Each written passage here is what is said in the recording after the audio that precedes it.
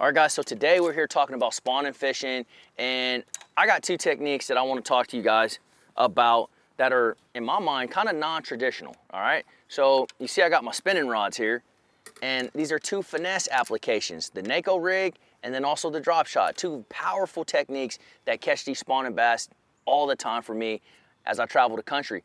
A lot of times, you know, we see a fish on bed, immediately we want to pick up a big creature bait, a flipping stick, some big heavy line, and go after them and get them to bite, crack them, and bow swing the fish. But the reality of it is, a lot of times they're very finicky. And I've just found over time, these finesse presentations really get the job done for me. So first one I want to talk about is the Nako rig. And the Nako rig is basically just a straight toe worm with a small nail weight in the head, right? Whatever your favorite wacky style hook is, that's more or less the setup, okay? I'm using a 7-foot favorite hex here.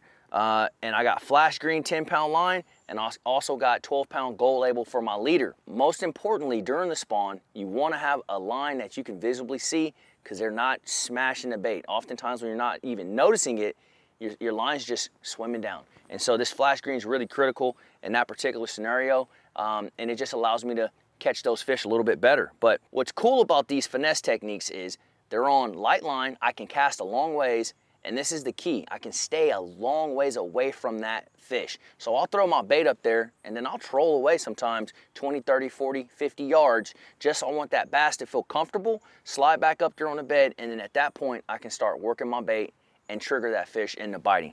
And so on the drop shot, I'm rolling with the same pretty much setup, the same rod, the same line, and the same leader. And again, the flash green with the gold label. And these are deadly techniques that I feel like a lot of people underutilize for spawning bass in particular, okay? You know, we're so accustomed to the big baits, the white baits that we can see.